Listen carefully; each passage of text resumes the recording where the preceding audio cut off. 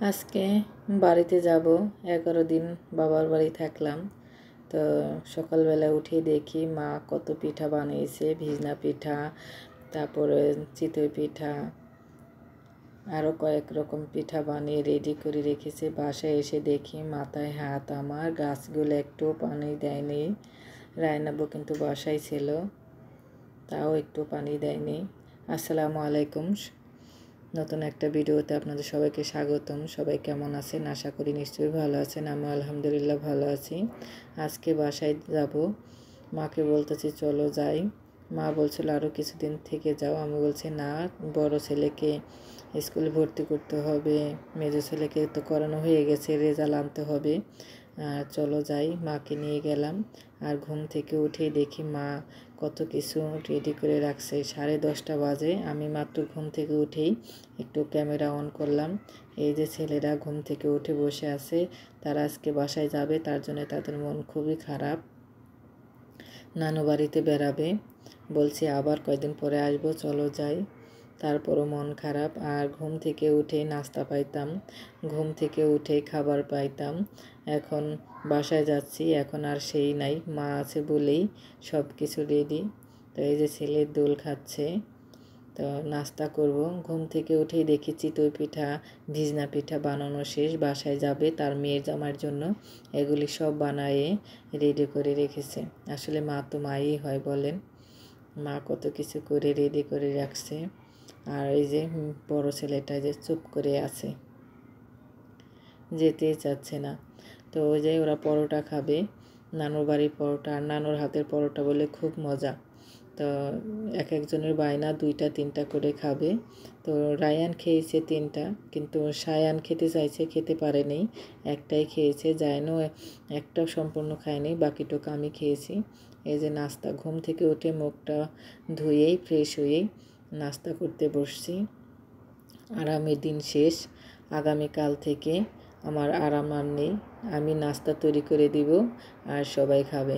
এখন যেমন মার কাছে ছিলাম, নাস্তা পাইতাম, আর আগামীকাল থেকে নাস্তা আমার দিতে হবে। তারপরও নিজের বাড়ির শান্তি আলাদা, নিজের বাড়ি নিজের কাজ, শান্তি, অনেক শান্তি।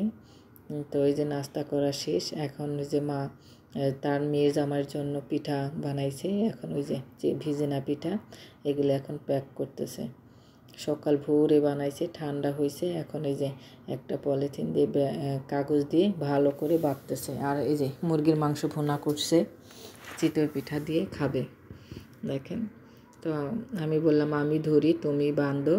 চিতই পিঠাগুলি মাশাআল্লাহ কত সুন্দর হয়েছে, দেখছেন। এটার মধ্যে মাংস নিয়ে নিছি, তরকারি, আর ভিজনা পিঠা, আর এই যে চিতই পিঠা। আর এই যে আমাদের ব্যাগপত্র রেডি, আমরা এখন চলে যাব। আজকে থেকে আর নানু বাড়ির ভিডিও পাবেন না সবাই, এখন বাড়ির ভিডিও পাবেন। আমি একটু বাবার বাড়ি এসে একটু অলসতা পেয়ে গেছে, প্রতিদিন ভিডিও ছাড়তে পারি না, অলসতা। তো বাসার কাছে কিন্তু চলে আসছি, এর মাঝে আর কোনো ভিডিও করিনি। আসলে জ্যামজটের জন্য আমার আর ভিডিও করতে ভালো লাগে না, কী করব। তো গাড়িতে আর কোনো ভিডিও করিনি, বাসার সামনে আসছি। আসলে যার যার ঠিকানা দেখেন, আমার বড় ছেলে যতই বলুক নানু বাড়ি, কিন্তু বাসায় আসছে আলাদা কিন্তু একটা শান্তি। আর ছোট ছেলে ওই যে দৌড়ে বাসায় চলে যাচ্ছে, দেখছেন। যার যার নিজের বাসা, নিজের শান্তি আলাদা। তো এই যে চলে আসছি।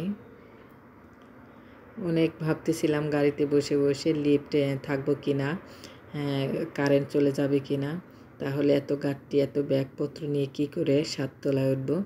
যাক আলহামদুলিল্লাহ, এসে দেখি কারেন্টও আছে আর লিফটও চালু আছে। অনেক সময় লিফটে দেখা গেছে রেস্টে রাখে, অন করে না, মানে দুপুর টাইমটা। তো দুপুরের পর দিয়ে চলে আসছি, উঠতে পারছি, সব কিছু ভালো মতন চলে আসছি, ভালোর মতন। আল্লাহর রহমত আর কি।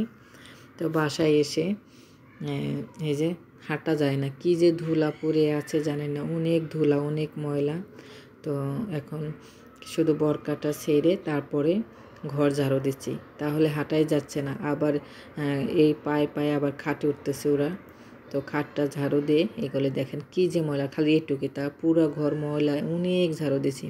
তো বারান্দায় এসে তো আমার মাথায় হাত, দেখেন আমার গাছগুলো মরে পানি বিনে মরে গেছে। রায়ন আব্বু বাসায়, সে বলে বারান্দা বলে আসেই নেই, এই একটা কথা বলেন তো, গাছগুলো কি অবস্থা। হারিয়ে আমি জানতাম যে গাছে পানি দিবে না, আগের বাসায় যে সবাই মিলে যাইতাম, তারপরেও কিন্তু আমার পানি বিনে গাছে মনে হতো না, আমি ওইভাবে রাখতাম।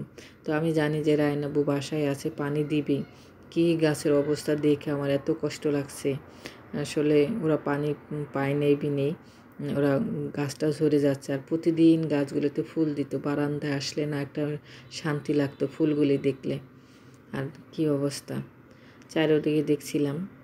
তো কি খাবো আজকে, খিচুড়ি রান্না করলাম, পিঠা আছে, তারপরও খিচুড়ি রান্না করলাম সবজি দিয়ে। পিঠা হলো মিষ্টি, একটু ঝাল ঝাল খেতে ইচ্ছা করে, তো সবজি দিয়ে খিচুড়ি রান্না করলাম।